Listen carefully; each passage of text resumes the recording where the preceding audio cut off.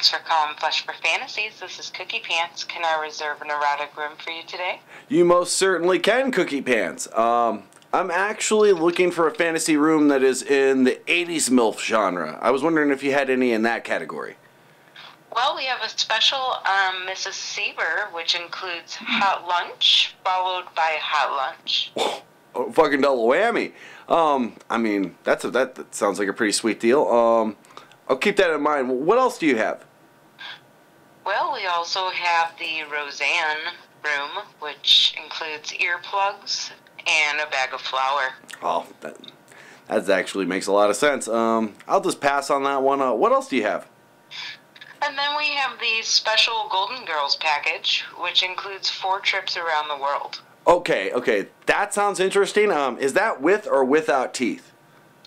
Whichever you prefer. Oh, okay, so I can mix and match. That's actually pretty cool. I'll keep that in mind too. Now, I really know that there's one specific 80s MILF that my friend actually wanted to have a fantasy room with. I don't know if you guys have it or not. Do you have anything within the Mrs. McFly category? Actually, we do. We have a special with the Back to the Future room. Oh, you got a Back to the Future room. That's badass. Now, and I know he loves Lea Thompson. Is there any way you can get Mrs. McFly to dress like a hooker, though? Yeah, sure. That's no problem. Oh, cool. Man, you guys are great. And I got one more question to ask. Can she talk like Andrew Dice Clay the whole entire night? Hello? Hello? Well, I guess we're going to have to watch this episode.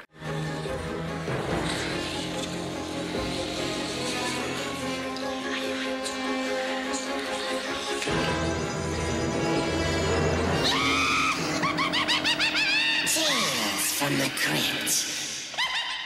What's up, everybody? Welcome back to another entry onto my top 10 worst Tales from the Crypt episodes. And today we're doing an episode called Only Sin Deep. So this is an episode that's not necessarily torn apart by plot holes or anything like that.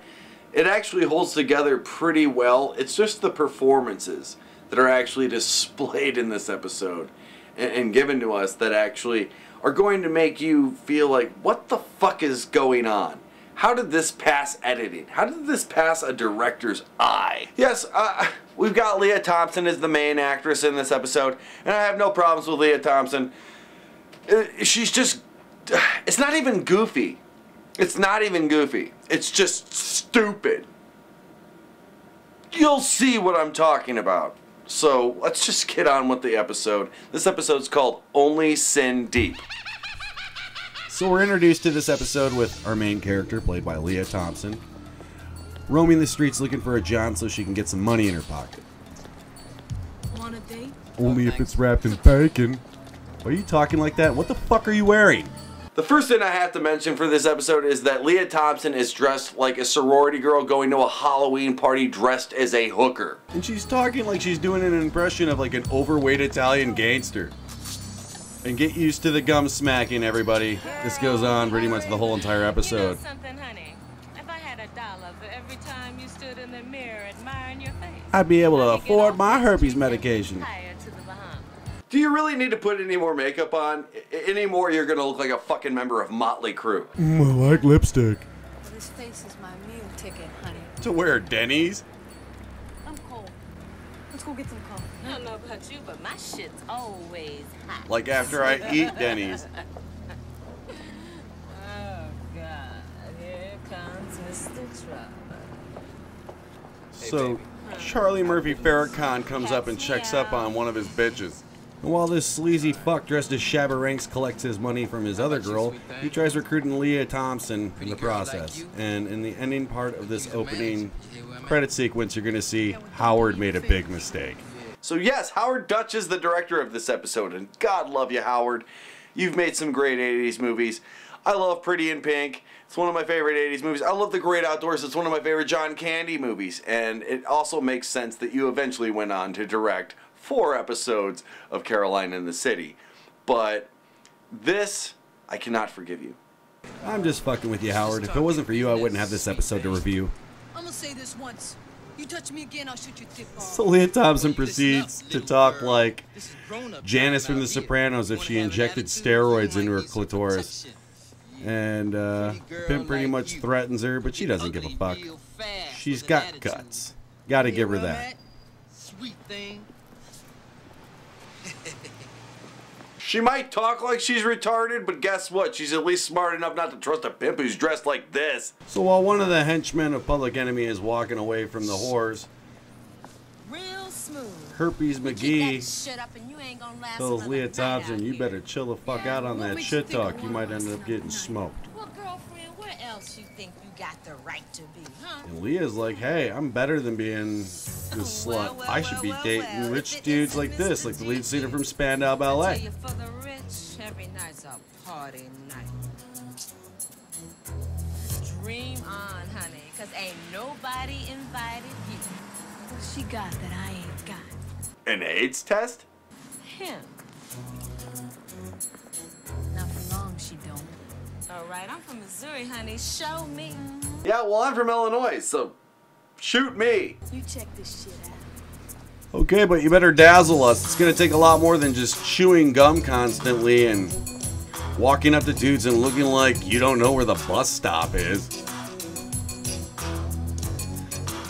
But she gradually starts to seduce our Mr. Zulu Nation pimp.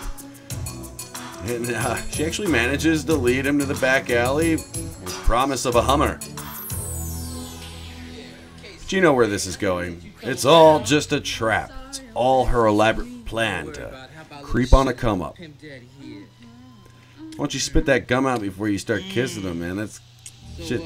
That Dentine's old. That's right. Strictly business. Break yourself! Give me your jewelry. And give me all the gum that you got in your pocket. As long as it's not fruit stripe. I need it to last me the rest of the episode. Seriously, all she does is chew gum this whole entire robbery. Like, she chews more than ever. I mean, the gum is like her version of Dumbo's feather, man. Without the gum, this lady ain't shit. Give me the watch. But don't you see where I'm at? Ooh, and she threatens to blow off his fucking falafel. Wait a minute, what the fuck? You know what? I'm really not that great of a film student. I mean, I got pretty decent grades when I was in school. And I knew that when I was actually doing a scene in a movie and there was a gun involved and somebody was shooting it, I knew how to add a fucking muzzle flash. Here, I'm going to take the same exact scene that you just saw. Well, first of all, let's just look at the scene before we do this. Let's look at this scene prior muzzle flash. Now, I'm going to take, literally, probably 30 to 40 seconds out of my time dragging a muzzle flash to this gun in order to give it the effect that Tales from the Crypt so desperately deserves. How fucking hard was that? Seriously. The editor of this fucking episode should be fucking ashamed of himself. Ah, fuck it. We'll just tell them they were invisible bullets. They won't know the difference. Send it through post. Raven. You're freelance now, honey. So after the heist of a lifetime, Lea Thompson's character goes to pawn off her Big Daddy Kane jewelry at a pawn shop owned by Gary from Weird Science's dad. I just say you got this stuff. An acquaintance of mine had a little accident. Truck ran over his head. Haha, great story. If you don't stop tapping your fucking fingernails on the fucking cabinet and display cases of this shit, I swear to God, I'm gonna smash my fucking TV. How do you even give good hand jobs with nails like that? It would scratch the urethra. Oh, and this is where Nicolas Cage buys all of his weird exotic shit.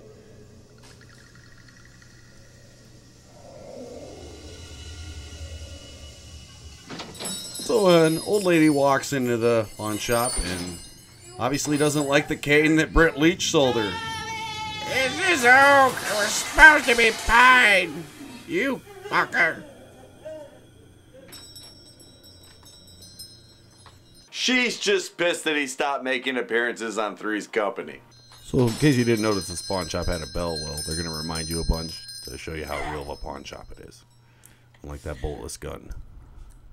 I didn't know you was a teen idol. Oh, Lea Thompson's a fucking stand-up comedian. How does this work? I got 2 months or something to redeem my stuff? You got 2 seconds to swallow or spit out the gum, or I'm going to put a gun in your mouth. Plus 12%. If I was going to take it. What's that supposed to mean? Britt Leach isn't going to take your jewelry, that's what. I'd have burned a hole in my hand. He might not know how to brush his teeth, but he knows not to deal with your shenanigans, because that'll lead to big activity. Seriously, Britt Leach, your teeth look terrible. You look like a Snickers bar jizzed in your mouth. I don't want to buy your jewelry. I ain't buying your jewelry, and I ain't buying your So Britt Leach tells Lea Thompson to go fuck off. Fuck you. But when she tells him to go fuck himself, he's like, there's something about you that I gotta grab. I thought you weren't interested.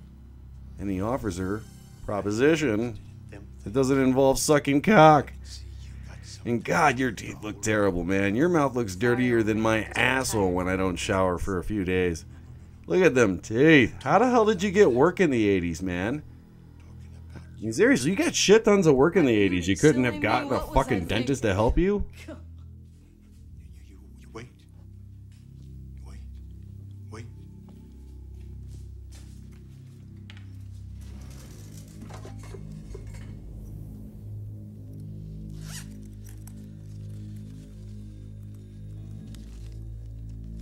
$10,000. That's a lot of money back in '89, so she's like, and I don't have to suck balls or take it in the ass? Fuck yeah. Oh, and there's the bell, my favorite character in the episode. Let me get this straight. For 10 grand, you make a mold of my face? No, I'm gonna make a mold of your butthole first, but Yeah, right. I'm gonna make you fluff and And I nutter got right 4 now. months to redeem my beauty if I want it back, huh? That's the deal. You know something, old man? There are people who play with the full deck, then there's you. Well, you're the one who's about ready to have your face molded and won't spit her gum out or stop chewing it. Seriously, stop chewing your fucking gum. I guess she swallowed it, I guess. And, this is Al Snow's fucking den, I guess. WWE joke there. Nobody got that, probably. Okay. So Lea Thompson's done getting her face casted. And she even got to keep the fucking watch. She's like, fuck it. I'm gonna go spend this money. And, Britt Leach's character, now that he has the facial cast, is getting down with some voodoo cocaine and chanting weird things and showing us his beautiful grill. Almost time, my love. This is also when you find out that the whole reason why he's taking these facial casts is in order to restore the beauty and, I guess, life of his dead wife. Which that makes no fucking sense. If it's just a facial cast, wouldn't her face be the only thing that comes back? Isn't everything else dead then? I don't understand how this works. I'm confused now. You've confused me. Lea Thompson takes off that fucking gem sticker off of her eye and decides to go shopping and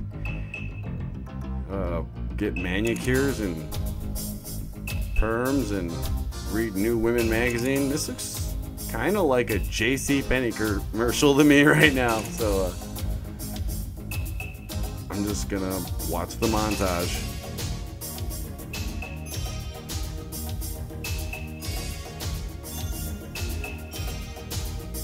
Now this seriously looks like an 80s JCPenney's commercial to me. Who am I tonight? Who am I gonna be tonight? Should I set him on fire? Be awesomely cool. Go by the book, oh, break every rule. I don't care what you see, 'cause what you're getting absolutely, totally me. Fit your fantasies at JCPenney's. Smarter than ever, JCPenney. So after a shopping spree of a lifetime, Lea Thompson finally shows up to that Cinderella party, that ball that she's always been wanting to go to, and downtown Julie Brownhole doesn't even recognize her. Or did she? I don't know. Either way, she isn't super impressively dressed, and I don't think people are really reacting like, I mean, that one chick laughs at her, so I don't think they're like super impressed with her. This guy's like, this bitch is not on the list. So as Lea Thompson scans the room like a gold-digging Terminator, she sees dude that she saw before hitting on Candace Cameron's mom. You look like a school teacher from Iowa who got dressed up to go out to dinner to Ponderosa. So Cobra Kai's like, let her in, dude. I think I know that chick. Walking her down. I really like her nice JCPenney dress that she wore to my party. And let her enjoy all my accommodations. Let her get her picture taken for the next Red Book cover and drink my free champagne, because I am going to plow face tonight. Hello. Hello yourself. Now that line, that shows that this girl's got wet, dude. You better chase after her right now. Life's tough. I get by. I don't want to tear you away from your guests. Well, I saw you, and let's just say something more important came up. Sounds like a cheap That was my sexual penis. innuendo to me. I'm sorry. It's supposed to sound like an expensive one. A big penis. You don't think it's rude to leave your date to go make a pass at another woman? Who's making a pass?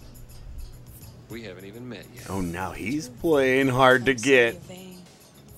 That's V-A-N-E. As in big cock. Ronnie Price, as in everyone has theirs. Paying for you to suck my cock. And this Don't girl's look like, now, bitch, but looking at my man and talking to him. I was kind of hoping the wrong idea might become the right idea. Which did not include you slapping me in the face. What are you, a psycho? Just playing hard to get. Or switching your accent to being a Bostonite. Do you think it's a little rude to slap the host and leave without saying goodbye? Thank you very much. Now you're from New Jersey? Good night. And you switch accents like a chameleon.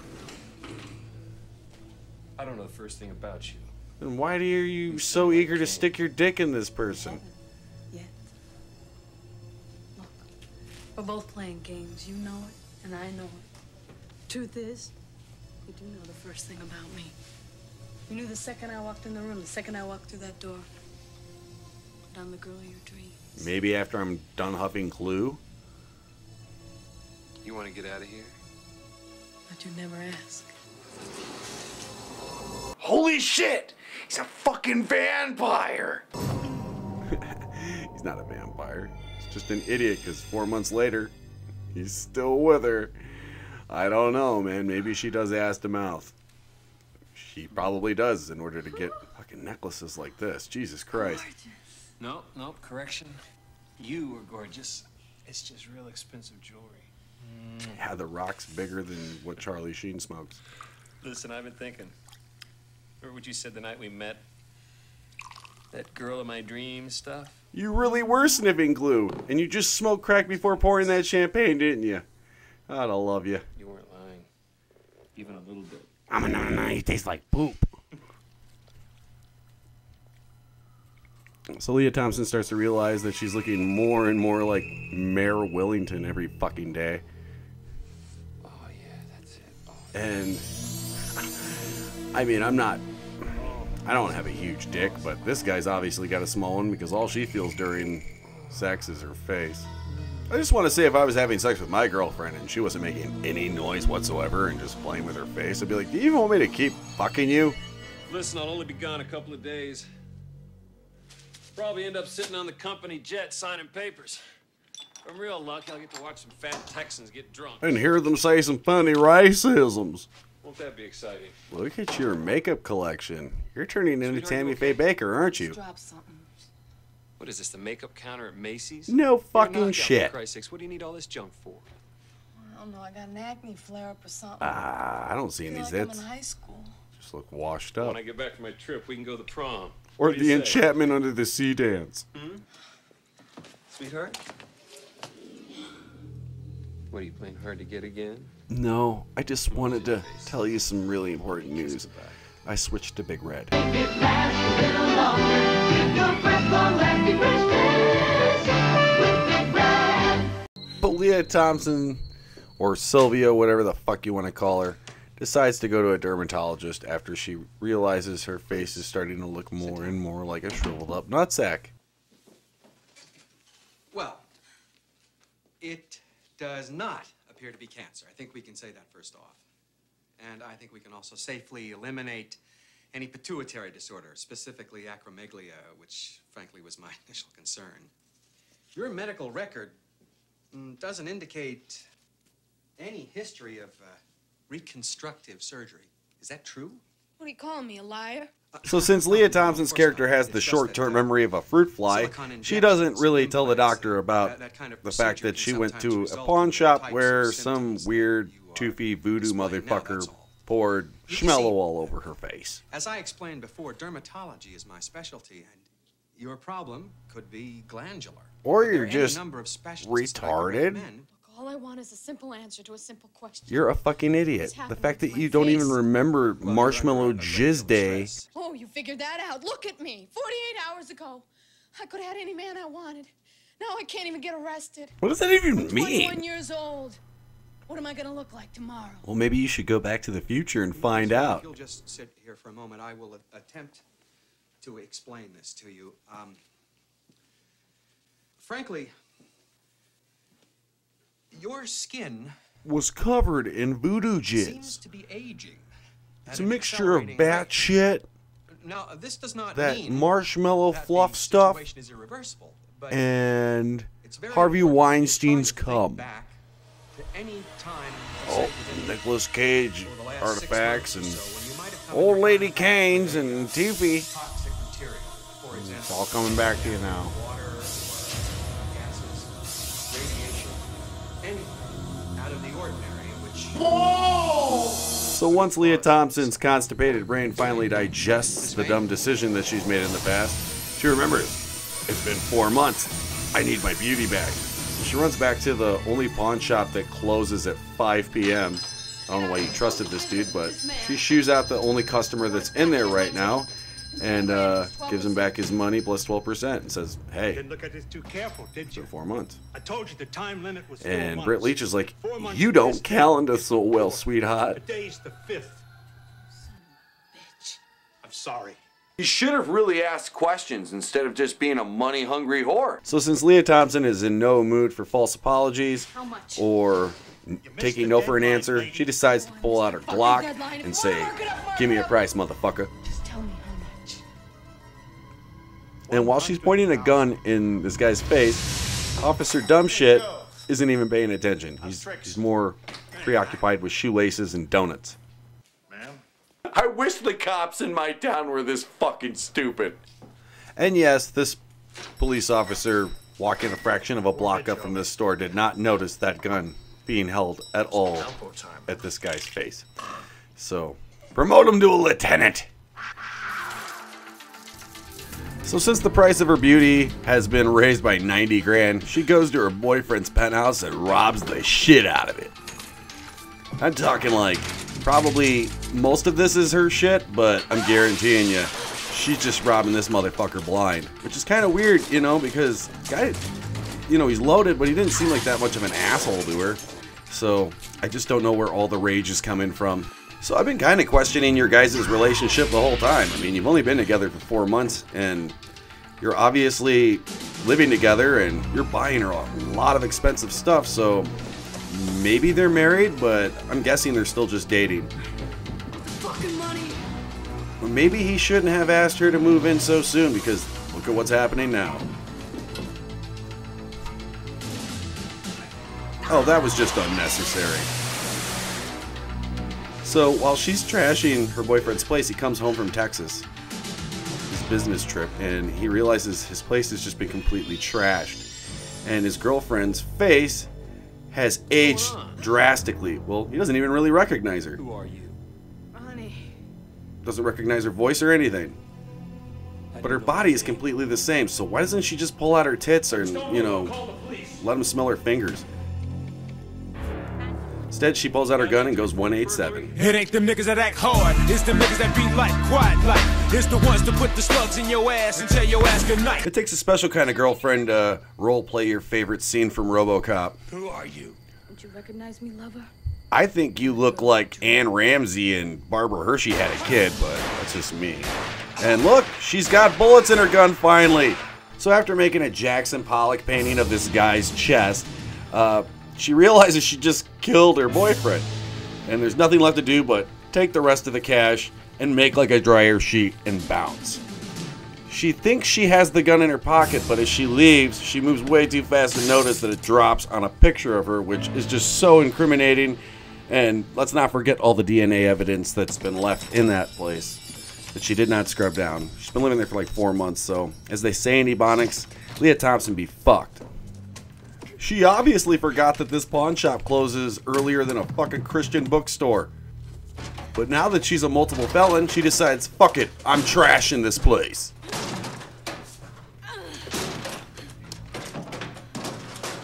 She manages to get into the pawn shop in order to try to talk to Britt Leach to get her face back.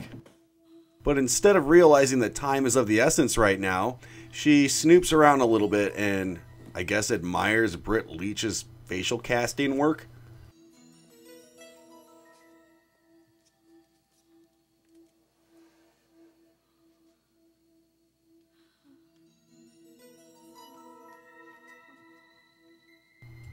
While gandering at all of these facial molds, she discovers that hers was the last one to be done.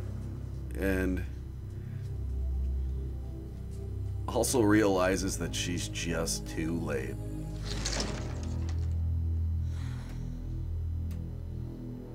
That's what your face went to?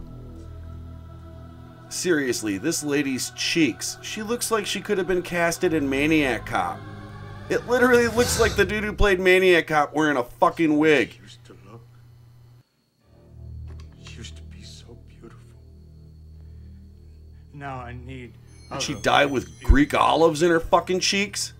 I'm just expecting fucking eyeballs to pop out of those bulges in your wife's chin, and Bill and Lance from Contra are gonna run out and start shooting it like it's a level boss. And she's like, take the fucking money and give me my face back. That bitch is ugly. I'm at least prettier than that. This is the first time I've ever heard of a hooker giving a refund on head.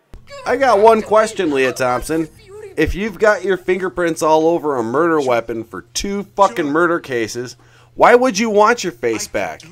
Why would you want anybody to recognize you by your old face in the first place? And that's what this guy points out. He's like, why would you want it back in the first place? Everybody's going to see you. You're going to be a pariah. They're going to point you out. You're going to go to jail. You probably get the electric chair. So while Lea Thompson begins to look more and more like a brunette Melanie Griffith,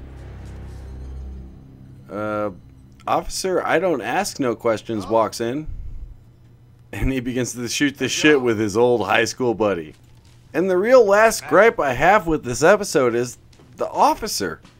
His beat is in between the murder scene and the pawn shop.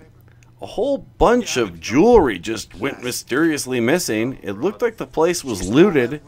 Why wouldn't you ask your buddy who owns a pawn shop, hey, did anybody come in here and sell some stuff? Seriously. That's the big thing that really bothers me about the ending of this episode. It's like, fuck you. DNA evidence. Fingerprints. It doesn't matter what her fucking face looks like. God damn it. This is what happens when your police officers study criminal justice at Police Academy fucking 3. A face like that. Who needs brains? I cannot believe that this cop knows a pawn shop owner and he's not asking questions about the stolen goods that have been missing from an actual murder fucking scene. Okay? I've seen cops that are pretty fucking stupid in TV shows. Fuck, I've watched Andy Griffith. And Barney Fife's pretty fucking dumb. But what the fuck, man? Whatever. I've given up. And it's kind of hard not to feel bad for Lea Thompson's character. There's part of me that just wants to start playing Charlie Brown music. It's okay, Lea. money-hungry whore, and you deserved it. Chin up, little buckaroo. Rocky Dennis is looking for a wife right now, and plus, in 2 years, People Under the Stairs is going to be coming out, and Wes Craven is going to absolutely love you. Left with the mediocre memories of her past beauty, left in a mannequin face plaster, she wanders onto the streets that she once used to creep in order to suck cock. But now, her life just sucks cock. Why don't you watch where you going? You old, ugly, trifling bitch. She has a relatively good point. The last thing you guys need on these streets is another crackhead.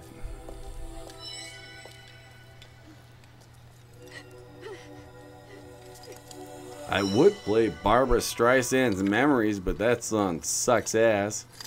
So, while this episode ends, I'm gonna sing You Belong to the City. You belong to the city. You belong to the street. Ba, ba, ba, ba, ba. So that's the end of the episode. And yes, I know I'm gonna get a lot of hate for even taking a pot shot in an episode like this, because this is probably considered one of the original favorites back in the day when the series first started. I just really hated it. I didn't like it. God love you, Lea Thompson. I'm glad you never ever took a role like this ever again. And until next time. And guys, I lost a really dear friend of mine. This is for him. So, Team Meteor, go, John!